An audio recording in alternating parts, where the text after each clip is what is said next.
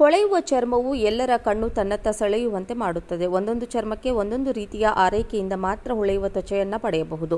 ಚರ್ಮವನ್ನು ಪೋಷಿಸುವ ಉತ್ಪನ್ನಗಳನ್ನು ತ್ವಚೆಯ ಚರ್ಮಕ್ಕೆ ಹೊಂದಿಕೆಯಾಗಿಲ್ಲವೆಂದರೆ ತೊಂದರೆ ಅನುಭವಿಸಬೇಕಾಗುತ್ತದೆ. ಸಾಮಾನ್ಯವಾಗಿ ಮಳೆಗಾಲದಲ್ಲಿ ತ್ವಚೆಯು ಬಿರುಕು, ಕಳೆಗುಂದುವುದು, ಒಣಗುವುದು, ಇನ್ನೂ ಅನೇಕ ಸೂಕ್ಷ್ಮವಾದ ಚರ್ಮ ಸಮಸ್ಯೆಗಳು ಕಂಡುಬರುತ್ತವೆ. ವಿಶೇಷವಾಗಿ ಒಣಚರ್ಮದವರು ಮಳೆಗಾಲದಲ್ಲಿ ತ್ವಚೆಯ ಆರೈಕೆ ಮಾಡುವುದು ಅತ್ಯಂತ ಮುಖ್ಯವಾದದ್ದು. ಉತ್ತಮವಾದ ಚರ್ಮವನ್ನು ಪಡೆಯಲು ಬಹುತೇಕರು ವಿವಿಧ ಮಾರುಕಟ್ಟೆಗಳಲ್ಲಿ ಉತ್ಪನ್ನವನ್ನು ಬಳಸುತ್ತಾರೆ, ಆದರೆ ಹೊಳೆಯುವ ಚರ್ಮವನ್ನು ನೈಸರ್ಗಿಕವಾಗಿಯೇ ಪಡೆಯಬಹುದು. ಜೇನುತುಪ್ಪವು ಸಿಹಿಯಾದ ಆಹಾರವೇ ಅಲ್ಲ, ಬದಲಾಗಿ ಸೌಂದರ್ಯಕ್ಕೂ ಸಹಾಯಕಾರಿ. ಮುಖ್ಯವಾಗಿ ಜೇನುತುಪ್ಪವನ್ನು ಆಂತರಿಕವಾಗಿ ಮತ್ತು ಬಾಹ್ಯವಾಗಿ ತೆಗೆದುಕೊಂಡಾಗ ಚರ್ಮಕ್ಕೆ ಅತ್ಯುತ್ತಮವಾದ ಅಂಶವನ್ನು ಒದಗಿಸುತ್ತದೆ.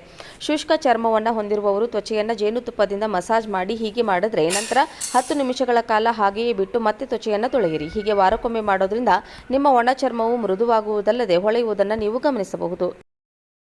ಹೊಳೆಯುವ ಚರ್ಮವು ಎಲ್ಲರ ಕಣ್ಣು ತನ್ನತ್ತ ಸೆಳೆಯುವಂತೆ ಮಾಡುತ್ತದೆ. ಒಂದೊಂದು ಚರ್ಮಕ್ಕೆ ಒಂದೊಂದು ರೀತಿಯ ಆರೈಕೆಯಿಂದ ಮಾತ್ರ ಹೊಳೆಯುವ ತ್ವಚೆಯನ್ನು ಪಡೆಯಬಹುದು. ಚರ್ಮವನ್ನು ಪೋಷಿಸುವ ಉತ್ಪನ್ನಗಳನ್ನು ತ್ವಚೆಯ ಚರ್ಮಕ್ಕೆ ಹೊಂದಿಕೆಯಾಗಿಲ್ಲವೆಂದರೆ ತೊಂದರೆ ಅನುಭವಿಸಬೇಕಾಗುತ್ತದೆ. ಸಾಮಾನ್ಯವಾಗಿ ಮಳೆಗಾಲದಲ್ಲಿ ತ್ವಚೆಯು ಬಿರುಕು, ಕಳೆಗುಂದುವುದು, ಒಣಗುವುದು, ಇನ್ನೂ ಅನೇಕ ಸೂಕ್ಷ್ಮವಾದ ಚರ್ಮ ಸಮಸ್ಯೆಗಳು ಕಂಡುಬರುತ್ತವೆ. ವಿಶೇಷವಾಗಿ ಒಣಚರ್ಮದವರು ಮಳೆಗಾಲದಲ್ಲಿ ತ್ವಚೆಯ ಆರೈಕೆ ಮಾಡುವುದು ಅತ್ಯಂತ ಮುಖ್ಯವಾದದ್ದು.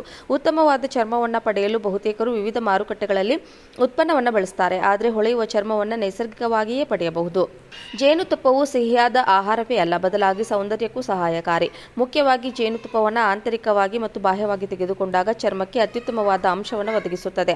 ಶುಷ್ಕ ಚರ್ಮವನ್ನು ಹೊಂದಿರುವವರು ತ್ವಚೆಯನ್ನು ಜೇನುತುಪ್ಪದಿಂದ ಮಸಾಜ್ ಮಾಡಿ ಹೀಗೆ ಮಾಡಿದ್ರೆ ನಂತರ 10 ನಿಮಿಷಗಳ ಕಾಲ ಹಾಗೆಯೇ ಬಿಟ್ಟು ಮತ್ತೆ ತ್ವಚೆಯನ್ನು ತೊಳೆಯಿರಿ. ಹೀಗೆ ವಾರಕ್ಕೊಮ್ಮೆ ಮಾಡೋದ್ರಿಂದ ನಿಮ್ಮ ಒಣ ಚರ್ಮವು ಮೃದುವಾಗುವುದಲ್ಲದೆ ಹೊಳೆಯುವುದನ್ನು ನೀವು ಗಮನಿಸಬಹುದು. ಹೊಳೆಯುವ ಚರ್ಮವು ಎಲ್ಲರ ಕಣ್ಣು ತನ್ನತ್ತ ಸೆಳೆಯುವಂತೆ ಮಾಡುತ್ತದೆ. ಒಂದೊಂದು ಚರ್ಮಕ್ಕೆ ಒಂದೊಂದು ರೀತಿಯ ಆರೈಕೆಯಿಂದ ಮಾತ್ರ ಹೊಳೆಯುವ ತ್ವಚೆಯನ್ನು ಪಡೆಯಬಹುದು.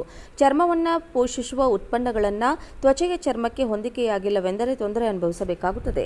ಸಾಮಾನ್ಯವಾಗಿ ಮಳೆಗಾಲದಲ್ಲಿ ತ್ವಚೆಯು ಬಿರುಕು, ಕಳೆಗುಂದುವುದು, ಒಣಗುವುದು, ಇನ್ನೂ ಅನೇಕ ಸೂಕ್ಷ್ಮವಾದ ಚರ್ಮ ಸಮಸ್ಯೆಗಳು ಕಂಡುಬರುತ್ತವೆ. ವಿಶೇಷವಾಗಿ ಒಣಚರ್ಮದವರು ಮಳೆಗಾಲದಲ್ಲಿ ತ್ವಚೆಯ ಆರೈಕೆ ಮಾಡುವುದು ಅತ್ಯಂತ ಮುಖ್ಯವಾದದ್ದು.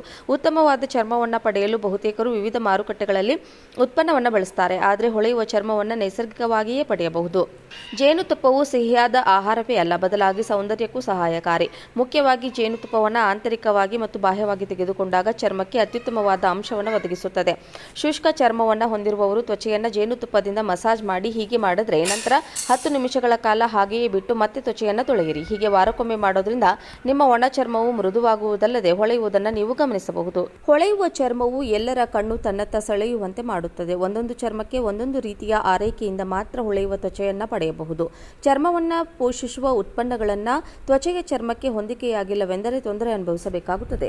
ಸಾಮಾನ್ಯವಾಗಿ ಮಳೆಗಾಲದಲ್ಲಿ ತ್ವಚೆಯು ಬಿರುಕು, ಕಳೆಗುಂದುವುದು, ಒಣಗುವುದು, ಇನ್ನೂ ಅನೇಕ ಸೂಕ್ಷ್ಮವಾದ ಚರ್ಮ ಸಮಸ್ಯೆಗಳು ಕಂಡುಬರುತ್ತವೆ. ವಿಶೇಷವಾಗಿ ಒಣಚರ್ಮದವರು ಮಳೆಗಾಲದಲ್ಲಿ ತ್ವಚೆಯ ಆರೈಕೆ ಮಾಡುವುದು ಅತ್ಯಂತ ಮುಖ್ಯವಾದದ್ದು. ಉತ್ತಮವಾದ ಚರ್ಮವನ್ನು ಪಡೆಯಲು ಬಹುತೇಕರು ವಿವಿಧ ಮಾರುಕಟ್ಟೆಗಳಲ್ಲಿ ಉತ್ಪನ್ನವನ್ನು ಬಳಸುತ್ತಾರೆ, ಆದರೆ ಹೊಳೆಯುವ ಚರ್ಮವನ್ನು ನೈಸರ್ಗಿಕವಾಗಿಯೇ ಪಡೆಯಬಹುದು.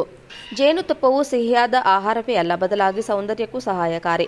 ಮುಖ್ಯವಾಗಿ ಜೇನುತುಪ್ಪವನ್ನು ಆಂತರಿಕವಾಗಿ ಮತ್ತು ಬಾಹ್ಯವಾಗಿ ತೆಗೆದುಕೊಂಡಾಗ ಚರ್ಮಕ್ಕೆ ಅತ್ಯುತ್ತಮವಾದ ಅಂಶವನ್ನು ಒದಗಿಸುತ್ತದೆ.